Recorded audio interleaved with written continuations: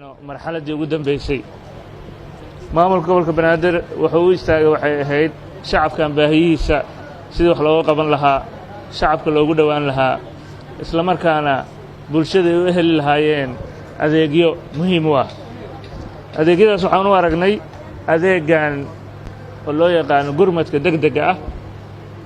in magaalada Muqdisho ay baahi gaar ah u qabto baahi weyn u qabto taasna ay keentay in maanta aan soo gabagabeynayno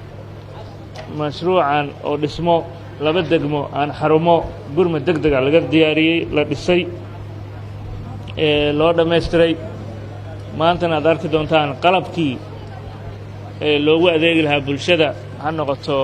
gawaaridii gurmadka degdega ahaa ha noqoto kuwii dabdamiska ambulansyadii iyo dabdamiska naftirkoodii oo cilado badan aan ka barannay